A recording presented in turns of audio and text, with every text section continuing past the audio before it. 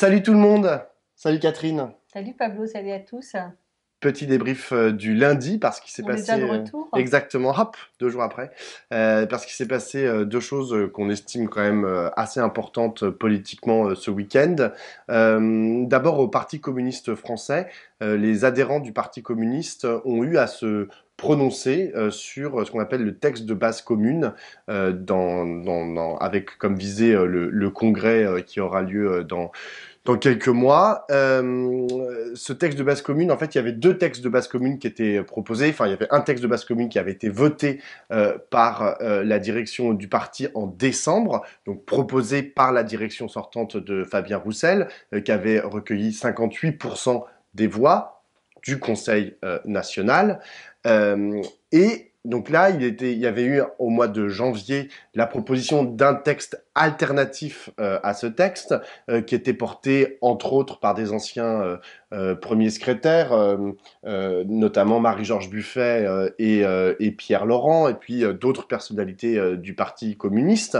Voilà, les adhérents du parti ont voté ce week-end, et le texte donc de base commune proposé par Fabien Roussel et la direction sortante, l'a emporté très largement avec 83% des voix. Donc voilà, donc c'est, on va le dire, je vais le dire dans des mots un peu cash, mais c'est quand même un gros revers pour le texte alternatif urgence de communistes, qui n'arrive à réunir que donc 17% environ des voix, c'est-à-dire 5200 votants. Quelle leçon, Catherine, tu tires de voilà, ce vote ce week-end au Parti communiste? Il y en a beaucoup. Martelly a fait une analyse assez fine, donc je vous renvoie sur le site de Regard pour lire les analyses très précises de ce vote. La première chose, je dirais, c'est que il y a eu quand même un taux de participation assez important, puisqu'on est à 70% de participation, alors que finalement le débat avait été assez poussif. C'est-à-dire que la cristallisation des deux entre les deux textes, qu'est-ce qui les différenciait, sur quoi portait la divergence, ça n'a pas forcément été très clair dans les très très peu de débats qu'il y a eu. Nous, on en a organisé un la semaine dernière, mais en dehors de Regard, je ne sais pas trop où il y a eu des débats. Il y a eu dans les fédérations des présentations des textes alternatifs, mais pas des débats. C'est-à-dire que cette confrontation a été largement esquivée. Donc, malgré cela, il y a eu 70% de votants. Donc, le vote ne porte pas spécialement, à mon avis, sur le texte, mais en fait est une validation de la stratégie conduite par Fabien Roussel depuis 2018.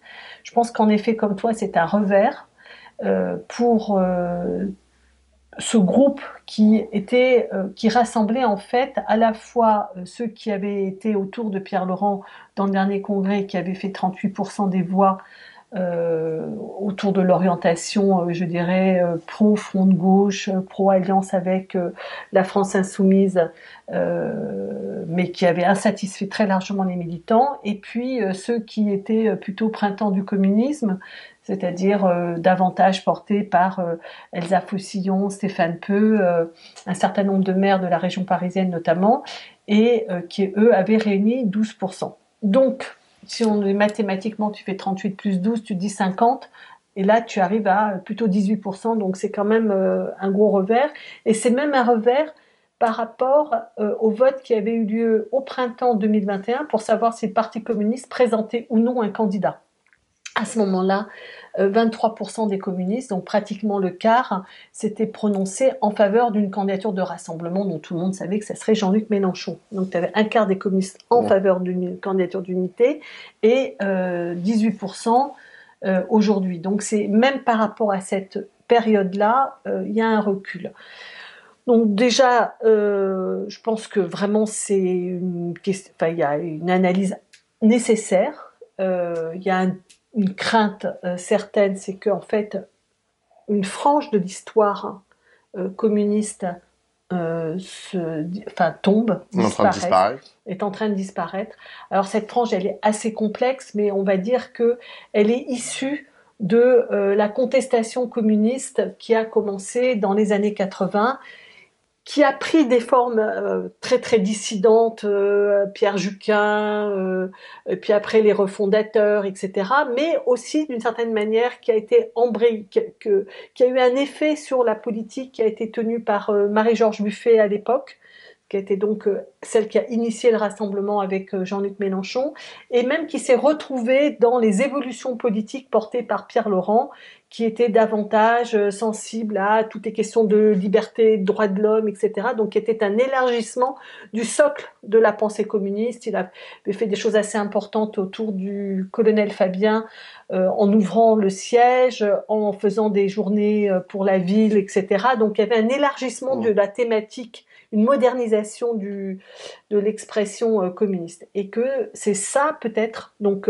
d'une part la tradition contestatrice et d'autre part les traditions d'ouverture et de modernisation qu'ont pu incarner Marie-Georges Buffet et Pierre Laurent qui là sont mises à mal, très très affaiblies et je ne sais pas comment tout ça va rebondir ou pas. En tout cas, il y a à craindre qu'il y ait dans l'oignon, vous savez, quand il y a toujours le bord là qui s'en va, on pourrait craindre que, une fois de plus, on perde une partie de la tradition communiste et alors que le Parti communiste, historiquement, sur tout le XXe siècle, a agrégé des histoires différentes et que sa force est d'agréger. Et là, c'est pas certain. Alors, il y a un autre enseignement que je tire du vote de ce week-end, c'est que si je le mets en comparaison avec le vote du texte de base commune au mois de décembre, donc qui avait, comme je l'ai rappelé tout à l'heure, obtenu 58%, bah du coup, il y en avait quand même 42 qui avaient voté contre le texte, 42%. Or là, on n'est plus qu'à 17-18% de gens qui ont voté le texte alternatif. C'est donc qu'il n'y a pas une homogénéité entre les élus au Conseil national du Parti communiste et leur base. C'est-à-dire que les gens qui ont voté contre le texte de base commune, ils n'ont pas réussi à aller persuader les adhérents du parti de voter pour eux. Donc, ce que je crois, c'est que contrairement à l'idée selon laquelle Fabien Roussel ne serait pas en adéquation avec les adhérents de son parti, hein, ça c'est ce qu'on entend hein, assez souvent d'ailleurs par-ci par-là où on dit Roussel il est carniste, masculiniste, il est je sais pas quoi, quel mot encore quel adjectif on lui affuble. Et que les communistes ne seraient pas du tout comme ça, que ce serait une direction... Peut-être que Fabien Roussel n'est pas carniste et masculiniste. Exactement. Non, mais exactement. Peut-être que c'est la caractérisation qui n'est pas tout à fait correcte. Exactement. Mais donc je pense... Qui met ceux qui l'analysent comme ça dans de travers, quoi. Exactement. On en reparle après. Mais exactement. Et c'est pour ça qu'il faut que, à mon sens, que tous ceux qui portent ce regard, en gros, de dire que Fabien Roussel est de droite parce que genre il est aimé par la droite et qu'il va souvent sur Europe 1, peut-être qu'il faut qu'ils révisent en fait, qu'ils revoient leur grille d'analyse et qu'ils se disent en fait il y a une homogénéité aujourd'hui entre les adhérents du parti et lui, et donc il doit représenter d'une certaine mesure par les thèmes qu'il porte, par son être au monde, par ce qu'il propose, etc. Il représente aujourd'hui ce que c'est que le communisme. Et tout à l'heure, c'est intéressant ce que tu as dit. Tu as dit il y a une certaine histoire du parti qui a disparu. Ok. Qui est en train de disparaître. Ouais. Ok. Mais du coup, au profit de quoi? Et est-ce que nécessairement, ce qui est en train d'apparaître en fait du communisme, c'est, pour le dire rapidement, cacaboudin? Est-ce que c'est cacaboudin ce que propose Fabien Roussel? Moi, je ne le crois pas. Je crois que ça reste quand même assez intéressant. Il met des questions sur la table qui sont assez intéressantes et qu'il faut les écouter en tant que telles. Non, mais c'est important parce qu'aujourd'hui, le Parti communiste, qu'on le veuille ou qu'on le veuille pas, c'est comme ça. C'est ça le Parti communiste et c'est ça qu'il a proposé. Ouais, alors la caractérisation est un peu rapide, mais moi ce que je pense c'est que en effet il y a une proposition qui est faite par Fabien Roussel. Alors la première quand même qui est très forte et qui fait à mon avis son succès, c'est que il a redonné de la fierté aux cocos qui se sont sentis exister, représentés dans les médias. Ça ne fait rien sur le plan électoral. Certains d'entre eux pensent que ça va faire, que c'est le premier pas. D'ailleurs, c'est ce qu'a déclaré Fabien Roussel hier soir, le soir du succès qu'il vient de rencontrer. C'est le premier pas et on va continuer et que donc demain on va réussir politiquement ce que nous avons entrepris en 2018. Bon, donc là, il y a un caractère de visibilité qui est quand même un enjeu quand même. Quand on est un militant dans un parti, qu'on ait envie que ce parti existe, soit reconnu et qu'il y ait une figure, par ailleurs, une figure sympathique, entre parenthèses, je veux dire, il a un niveau de sympathie dans la population qui est quand même étonnant. Et pas qu'à droite. Parce que j'entends beaucoup de gens dire ah bah oui mais c'est les gens de droite etc. Quand on regarde les sondages un peu là il y a eu le sondage la semaine dernière où il comparait Jean-Luc Mélenchon et Fabien Roussel, ça montre quand même que à gauche aussi, notamment chez les écolos, chez les socialistes et même chez les insoumis, il a une grosse cote de popularité. Oui. Il est très aimé. Oui, il est plus populaire que Jean-Luc Mélenchon dans la gauche qui n'est pas la gauche de l'AFI. Voilà, c'est ça. Donc il y a quelque chose là. Alors c'est quoi ce quelque chose? Bon, il a le caractère sympathique que, moi je trouve qu'il fait des fois des choses qui me semblent sympathiques. Il fait des choses qui me semblent sont très antipathiques. Je ne lui pardonne toujours pas sa présence à la manifestation des flics devant l'Assemblée nationale. Ça, c'est une faute politique majeure pour un communiste, à mon sens. Je ne lui pardonne pas quand il dit dans le ras-le-bol de ces intellectuels qui nous disent comment vivre. D'autant que je pense que le Parti communiste, il manque légèrement d'intellectuels pour l'aider à formuler un projet avec le reste des militants et des élus, etc. Mais que quand même, il y a un affaiblissement de la force intellectuelle du Parti communiste qui est extrêmement préjudiciable. La deuxième chose, donc il a une figure qui est sympathique, il a une figure qui est populaire. Et je crois que beaucoup de gens regrettent une image populaire, qu'il n'y ait pas d'image populaire dans le paysage politique. Alors la dernière image populaire, moi on pourrait dire que c'est José Bové, qui était quand même un type qui représentait les paysans. Il était ingénieur par ailleurs, mais il n'était pas que un paysan du Larzac, mais il avait une manière d'être qui était assez populaire. Et bon, Fabien Roussel représente ça. Le problème que je trouve dans la proposition de Fabien Roussel, et qui me semble être une des limites de ce qu'il propose, c'est qu'en fait, il pense incarner et représenter le populaire d'aujourd'hui. Or, le populaire d'aujourd'hui, il est précisément pas si simple que ça à incarner. Il est beaucoup plus divers. D'abord, il y a une grosse partie du populaire qui est immigrée. Dans le monde populaire, il y a des femmes qui ont un rapport qui est assez différent à la vie de celle. Donc, ce que je trouve, c'est que je fais pas un reproche à Fabien Roussel d'être un homme, et je lui fais pas le reproche de ne pas être un immigré. Mais ce que je veux dire, c'est que la représentation, il n'y a pas qu'une représentation, et il faut se défier d'une représentation trop simpliste du populaire. D'autant que il a tendance à le porter, à le magnifier. Et au risque de le couper de cet autre populaire qui existe. Et je pense, par exemple, que du coup, ça affaiblit le Parti communiste de ses bases fortes. C'est-à-dire que le Parti communiste, il est notamment fort dans les banlieues populaires. Et que là, je ne sais pas si ça peut matcher cette image de Fabien Roussel n'est pas forcément en adéquation avec le monde populaire des quartiers populaires. Mais ceci étant, Jean-Luc Mélenchon non plus.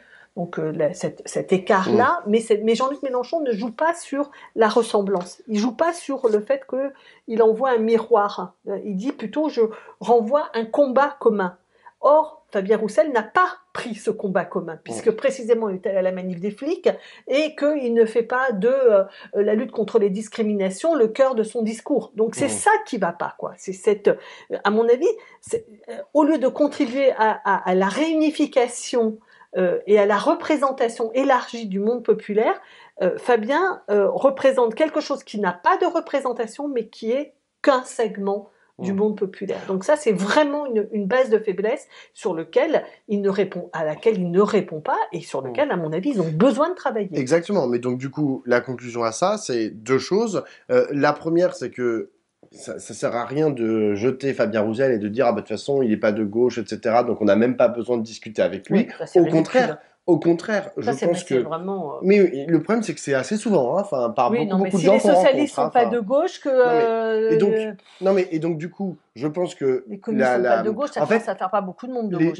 Les propositions qui sont celles du Parti communiste et de Fabien Roussel en particulier sont à prendre en tant que tel, à considérer, à critiquer s'il le faut. Moi, je pense notamment, mais d'ailleurs sur tous les sujets, sur le rapport au populaire, sur le rapport à l'énergie et notamment au Mm. nucléaire, où ils ont une position originale dans la gauche. Bon, bah tout ça, il faut l'écouter, il faut que ça discute, il faut que ça dialogue, il faut comprendre en fait les endroits où ça va, mais ça sert à rien de dire, ah bah de toute façon c'est des fachos, c'est des je sais pas quoi, des rouges bruns, je sais pas quoi, Ouais. complètement con. Et la deuxième chose qui est importante, c'est que Fabien Roussel aussi a fait a forgé son image, en gros, sur des oppositions radicales avec d'autres personnalités de la gauche. Je Mm. pense notamment à Jean-Luc Mélenchon, je pense notamment aussi à Sandrine Rousseau.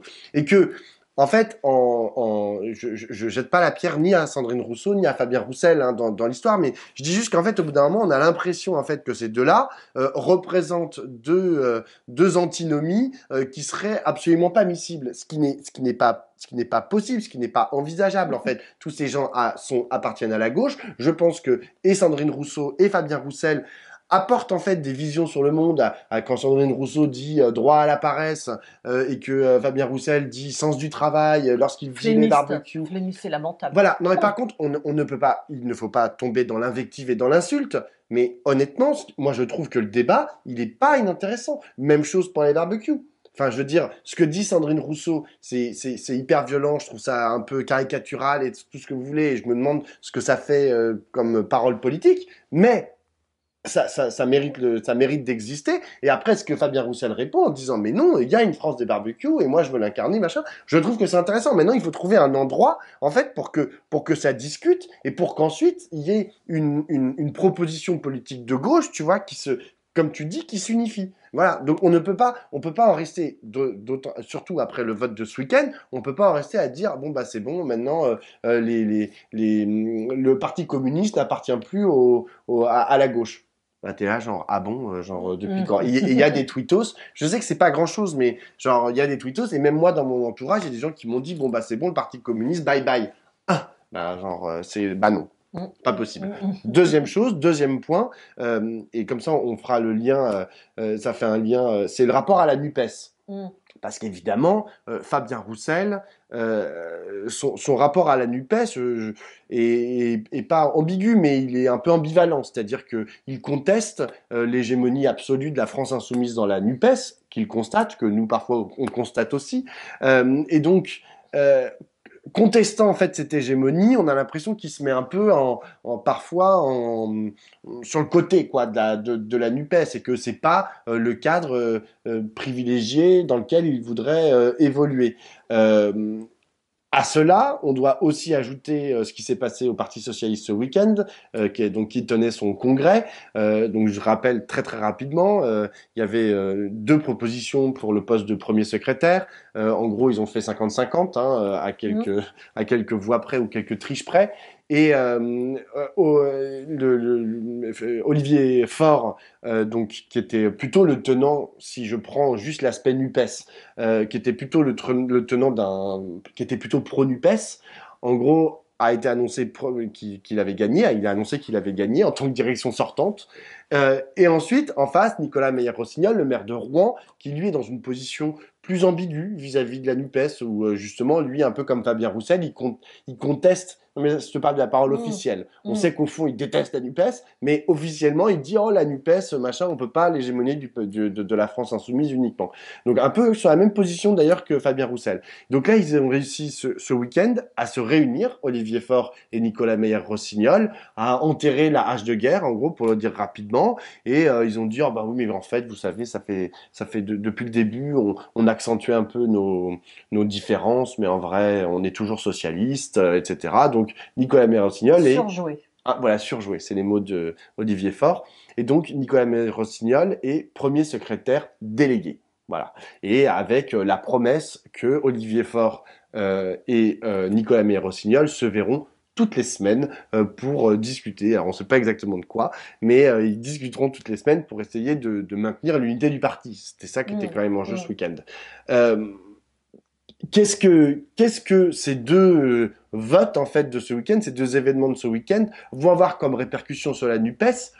Je pense que ça va commencer à être compliqué si la Nupes continue d'être ce cadre mou en fait qui n'est qu'un accord à la fois pour les législatives et qui pour l'instant n'est comment on dit, un truc de rencontre pour les parlementaires. Si ça reste ça, en l'état, ça va disparaître aussi rapidement que ça arrivé, on va plus entendre parler dans pas longtemps, du fait de ces deux votes.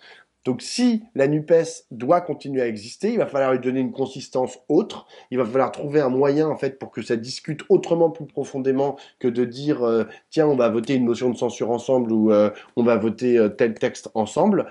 Et pour l'instant, je vois pas trop, je ne crois pas trop que ça soit la direction qui soit prise par les tenants, enfin par ceux qui défendent la NUPES à bout de bras. Oui, enfin, j'ai l'impression qu'il y a quand même une grosse alerte là qui est donnée sur la NUPES, mais qui est aussi donnée sur la perception que l'on a de la NUPES, c'est-à-dire que une perception qui n'est pas forcément fausse, hein, mais que la NUPES, elle est avec un poids très important de la France insoumise et que les partenaires ne se satisfont pas de cette situation. Alors c'est vrai que il faut jamais oublier que tout ça, ça s'est construit sur la base d'un rapport de force politique dans lequel Jean-Luc Mélenchon en fait 22% et Fabien Roussel 2,4 et Madame Hidalgo 1,7 et Yannick Jadot 4, quelque chose. Donc le rapport de force politique, il est là. Mais ceci étant, ça ne peut pas continuer de fonctionner de cette manière-là. Et en effet, tout à l'heure, tu parlais de ces débats, de ces contradictions un peu montées en épingle, alors qu'il faudrait mieux y réfléchir. Moi, ce que j'attends véritablement, c'est que la NUPES se mette à mettre en débat les questions qui la taraudent, la divisent, ou sur lesquelles elle n'a pas de réponse. On parlait tout à l'heure tous les deux de la cybercriminalité. Bon, apparemment, c'est un enjeu considérable et tu vas faire une midinale vendredi sur ce sujet. Ça serait pas mal quand même de travailler un peu. Il y a des tas de sujets nouveaux qui émergent, il faudrait travailler. Et puis, il y a tous ceux sur lesquels on n'a pas de vision commune, de vision partagée, sans vouloir unifier toutes les visions. Hein. C'est le problème. Moi, je crois pas à l'unification de tout le monde. Mais par contre, ce que je crois à l'intérêt de, comprendre les désaccords et d'en comprendre les logiques. C'est-à-dire de justement ne pas s'excommunier et pas revenir aux gauches irréconciliables qui nous mettent dans le ravin. Donc, moi, je ne sais pas ce que peuvent faire les tenants de la NUPES et qui le dirigent. Et pour l'instant, c'est les députés. Mais c'est vrai qu'il y avait ce parlement de la NUPES qui avait été créé, qui n'a jamais été réuni.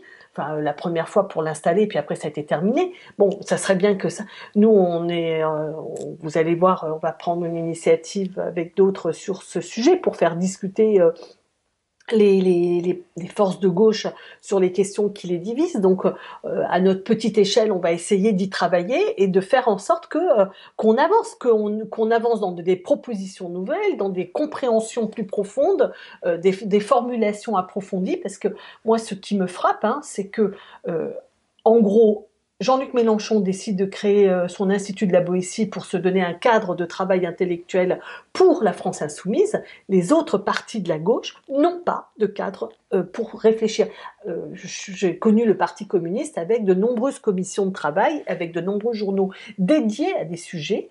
Il y avait un journal qui travaillait sur les sciences et les techniques, un autre qui travaillait sur l'école, etc. Et là, tout ça a disparu, mais les commissions aussi ont disparu. Donc, il n'y a plus de production intellectuelle au Parti communiste, il n'y en a plus au Parti socialiste. Martine Aubry avait fait de grandes assises sur un certain nombre de thématiques quand elle était secrétaire du Parti socialiste. Depuis que François Hollande a été au pouvoir, les socialistes sont occupés du pouvoir d'État, n'ont plus travaillé idéologiquement, et depuis, ils sont totalement divisés, incapables de travailler ensemble. Donc, en fait, la production intellectuelle dans l'espace politique, c'est-à-dire cette production intellectuelle qui suppose de réunir des compétences différentes, des compétences encore une fois intellectuelles, militantes, d'experts avec des politiques, ça n'existe plus. Et si on ne fait pas ça, mais la gauche est en train de continuer de creuser son retard sur la société, sur les thématiques contemporaines et de décrocher. Enfin, je veux dire, on ne décroche pas parce que les gens sont méchants. On décroche parce qu'on ne parle pas de choses qui concernent les gens dans des termes qui les convainquent, qui leur parlent à leur vie et à leurs préoccupations. La gauche doit absolument se ressaisir. Donc, l'hégémonie, ce n'est pas possible. Et l'absence de travail et d'initiative, ce n'est pas possible. Donc tout le monde doit un peu, à mon avis, se mettre... voilà, il faut se secouer, quoi. Excellente conclusion. juste le mot de la fin quand même sur... Ah non, moi j'avais un truc à dire encore sur le PS. Alors vas-y, parle-nous du non, PS. mais j'avais un Parle-nous truc. du PS. Tu sais, quand il est parti sur la NUPES, Mais non, mais j'avais juste un tout petit truc à dire, c'est que je me souviens que Johanna Roland avait ouvert un des meetings. Première secrétaire déléguée aussi. Exact, voilà. Et elle avait ouvert un des meetings avec Anne Hidalgo au moment de sa campagne des présidentielles. Et je me souviens de l'impression qu'elle m'avait faite, de la très forte impression que m'avait fait cette femme qui est maire de Nantes, qui a pas la quarantaine, je pense. Voilà, je me suis dit, tiens, il y a quelqu'un qui est apparu là dans l'espace politique après Tondelier chez les Verts, Marine Tondelier chez les Verts. Eh ben, Johanna Roland m'apparaît être une autre forme d'incarnation de l'engagement à gauche voilà, j'ai bon espoir qu'elle va être un peu créative, voilà. Okay. En gros, Catherine a mis un billet sur Marine Tondelier et Johanna Roland. Dernier petit point sur la réforme des retraites. Ah oui. Que quand même demain, c'est la grande journée, hein, tout le monde dans la rue, hein, surtout, partout en France, grande journée de grève aussi. Catherine, je sais que tu voulais parler de... Non, ce qui m'a frappé, je voulais juste te dire un petit mot, c'est que ce qui m'a frappé cette fin de semaine et ce week-end, quand j'ai écouté un petit peu tout le monde à parler... fin de semaine, tous les hommes politiques viennent sur les plateaux, les ministres, etc. C'est que, bon, d'une part, il y a l'espèce de raideur réaffirmée de celui qui va se prendre une déculottée et qui veut jouer, qui est le droit dans ses bottes. Donc, il n'y aura pas de négociation sur l'âge de départ et sur les 43 années de cotisation. Donc, ça, c'est Elisabeth Borne qui l'a réaffirmé. Mais ce qui m'a surtout frappé, c'est que, en fait, ils n'arrivent pas à trouver l'angle d'argumentation. C'est-à-dire qu'ils sont passés de c'est une réforme pour transformer la société à c'est une réforme parce que le système est déséquilibré. Ah, c'est une réforme juste et efficace, je sais pas quoi. Et là, maintenant, le nouveau discours qu'on entend, c'est il faut pas cacher la vérité aux Français. Ils ont bien compris. Oui, il va y avoir du sang et des larmes. Ça va être dur. Et donc, en fait, le fait que tous les 3-4 jours, ils soient en train de réargumenter, de retrouver chercher leur angle d'argumentation, ça veut dire qu'ils sont mal. Ouais, exactement. Surtout qu'il y a le dernier angle d'argumentation, ça a été donné par Gérald Darmanin hier, c'est de dire, ah mais de toutes les façons, ceux qui veulent pas de la retraite à 64 ans, c'est la gauche bobo qui prône la paresse.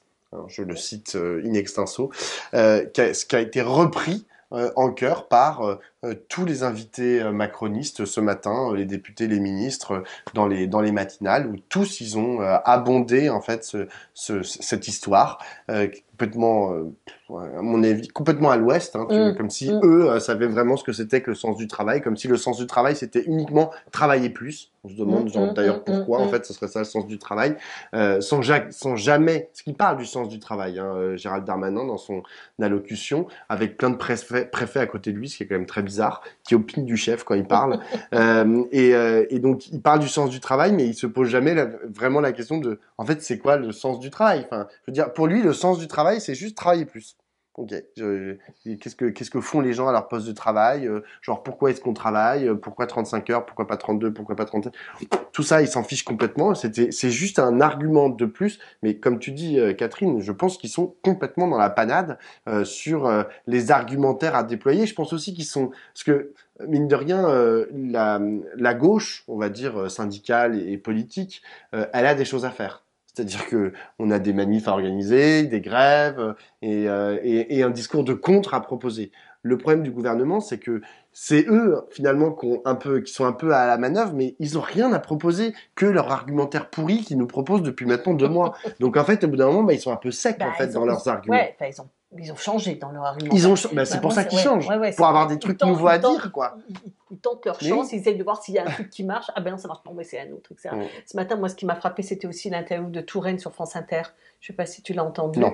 Bon, donc elle était invitée sur France Inter au grand entretien et elle qui a soutenu quand même Emmanuel Macron au premier tour, qui prétend être toujours socialiste, c'était amusant de l'entendre prendre ses distances avec la réforme, en fait pour défendre sa propre réforme, en disant ben moi j'ai fait ce qu'il y avait à faire, moi j'ai discuté avec les forces sociales et on peut pas prendre la CFDT de rebours. On sent bien que la question de la CFDT est une question clé mais toute macroniste devenue qu'elle est, elle était obligée aussi de prendre ses distances. Et moi, c'est pour ça, je pense que elle était un indice de plus de la fragilité dans le camp macroniste, notamment ceux qui se souviennent vaguement qu'un jour ils ont été de gauche. Elle prétend toujours avoir sa carte au PS. Je ne sais pas pour qui elle a voté, mais je l'imagine. Voilà. Donc bon, bref. Donc ça sent le roussi pour eux quand même. Hein. Enfin. Bah, c'est ce qu'on s'est dit la semaine dernière, voilà, c'est ce que je dit vendredi, mais moi je le crois encore plus aujourd'hui, quoi. Je pense. Allez, demain. Allez, tous dans la rue. Salut.